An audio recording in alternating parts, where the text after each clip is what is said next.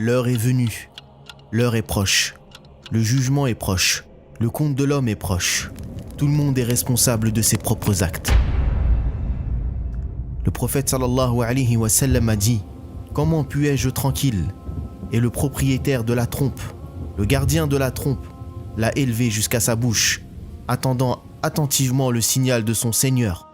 Quand la trompe sonnera, tout ce qui se trouve dans les cieux et sur la terre sera détruit, car le trémor, le bruit, la vibration, le tremblement de terre de cette heure-là est une chose immense.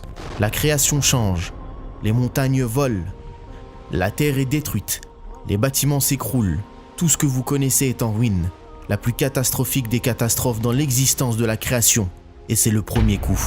On l'appelle le coup de la destruction. Allah demandera « Qui reste ?» Mais personne ne répondra. « Qui reste-t-il ?» Mais personne ne répondra. Il n'y a plus rien. Allah Azza wa Jal saisit la terre et fait défiler les cieux dans sa droite et le secoue et dit « Je suis le roi. Où sont les arrogants? Où sont les orgueilleux? Où sont les hautains? Je suis le roi. Où sont les rois de ce monde? À qui appartient la domination aujourd'hui? Qui est le propriétaire des cieux et de la terre aujourd'hui? À Allah, le Seigneur de l'honneur et de la grandeur. Il n'y a rien d'autre qu'Allah. Il n'y a rien d'autre qu'Allah. C'est comme ça que ça a commencé. Et c'est comme cela que ça va finir. Rien de vivant sauf subhanahu wa ta'ala. Et puis après une période de 40 ans, Allah fera descendre une eau du ciel, grâce à laquelle les gens pousseront comme poussent les légumes. Tout le corps de l'homme disparaîtra, à l'exception d'un seul os, à savoir le coccyx. C'est à partir de cet os que les hommes seront ressuscités le jour de la résurrection.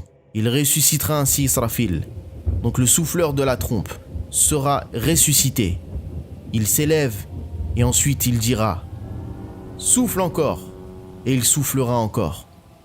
Ils seront debout et regarderont quand la terre se met à trembler et sort le lourd fardeau qu'elle portait, comme le corps des milliards de personnes qui sont venues et parties.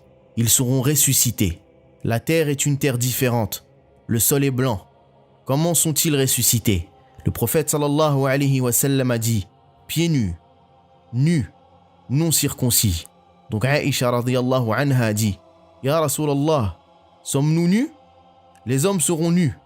Ne se regarderont-ils pas les uns et les autres ?» Alors le prophète sallallahu alayhi wa sallam dit « Ya Aïcha, la situation est beaucoup plus importante pour que les gens se regardent les uns et les autres. Et quand ils sortent de leur tombe, il y aura l'obscurité et vous verrez certaines personnes entourées de lumière. » Ibn Mas'ud radiyallahu anhu a dit « Votre lumière dépendra de la quantité d'actes que vous avez accomplis. Certaines personnes viendront avec des lumières énormes. La lumière de certaines personnes sera suffisante, juste pour elles-mêmes. Et certaines personnes seront telles une bougie qui s'allume et s'éteint. Comme certaines personnes seront ressuscitées et ne peuvent pas se lever. Ceux qui mangent l'argent de l'usure, l'argent de la riba, ils ne pourront pas se tenir debout. Puis vous verrez une autre personne poussée par des enfants. Il a mangé leur argent, leur richesse. Ils étaient orphelins. Il leur a fait du tort. Et c'est leur situation au jour du jugement. Le soleil arrive à 1 kilomètre de la tête des hommes et il commence à transpirer. Alors certains se tiennent dans des flaques de sueur jusqu'aux chevilles, certains jusqu'aux genoux, d'autres jusqu'à la taille, d'autres encore jusqu'aux épaules. Certaines personnes seront noyées dedans, en fonction du mal qu'ils auront fait. L'humanité panique et la peur est immense, et la chaleur est insupportable, et la sueur recouvre les gens. Ils diront « Oh les gens, vous voyez votre situation ? Vous connaissez notre calamité. Vous savez ce qui nous est arrivé. Allons trouver quelqu'un pour intercéder en notre faveur. » Ils se dirigeront vers Adam. Adam répondra « Nafsi, nafsi. J'ai mangé de l'arbre interdit et j'ai désobéi. Allez donc voir Nuh. Jamais Allah n'a été autant en colère qu'aujourd'hui. Je ne peux rien lui demander. » L'humanité tout entière se dirigera alors vers Nuh pour qu'il intercède auprès d'Allah et lui demande de commencer le jugement. « Oh Nuh, toi qui as été sauvé par Allah, intercède auprès d'Allah pour qu'il commence le jugement. » Nuh répondra « Nafsi, nafsi, j'ai déjà demandé à Dieu ce dont je n'avais pas à l'interroger, et il m'en a blâmé. Et je n'espère qu'une chose, c'est qu'il me pardonne. Allez voir donc Ibrahim. » L'humanité se dirigera alors vers Ibrahim alayhi salam. Ibrahim répondra « Nafsi, nafsi, j'ai menti 3 fois. Allez voir Moussa. » Moussa dira « Nafsi, nafsi, j'ai tué un homme.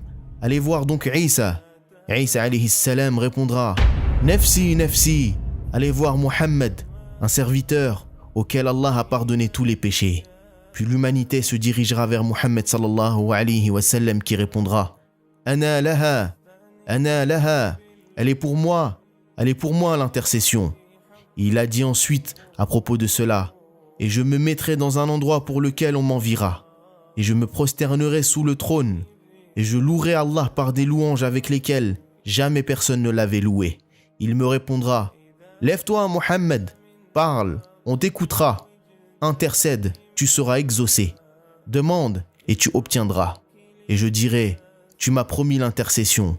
Alors permets-moi d'intercéder pour tes créatures, pour que le jugement commence. » Alors Allah dit « Je viendrai et commencera le décompte.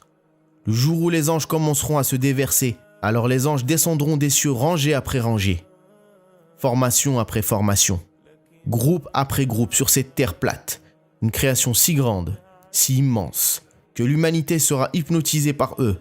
Et ils diront « Est-ce que c'est notre Seigneur ?» Alors les anges diront « Non, non, il viendra d'une manière digne de sa majesté. » À ce moment, la partie la plus dure du jour du jugement vient, la venue du feu de l'enfer, qui est retenu par 70 000 chaînes. Chaque chaîne est tenue par 70 000 anges. Il n'y a pas de scène plus terrifiante, le jour du jugement, que cette scène. Et quand le feu de l'enfer arrivera, toutes les créations d'Allah tomberont à genoux. Tout ce qu'ils se diront, c'est « Oh Allah, protège-nous » et l'humanité se dirigera vers la terre où ils se tiendront devant Allah subhanahu wa ta'ala et seront rendus responsables de leurs actes. Leur livre commencera alors à apparaître et leurs livres leur seront donnés. Ils seront alignés sur une ligne. Il n'y a pas un mot qui est prononcé. La première parole dans le jour du jugement est celle d'Allah Azza wa Jal à notre père Adam et il dira « Ya Adam, sépare la partie de l'enfer de tes enfants. » Alors il dira « Et quelle est la proportion de l'enfer ?» Alors Allah dira « De chaque 1000, 999 pour le feu. » La balance sera mise en place. La Ummah de Muhammad sallallahu alayhi wa sallam sera la première Ummah à être jugée. Ce qui se passera, c'est que le prophète sallallahu alayhi wa sallam nous mènera au trône et toute la création d'Allah. Ils regarderont et ils diront « Qui sont ces gens ?» Et vous marcherez la tête levée et le jugement commencera.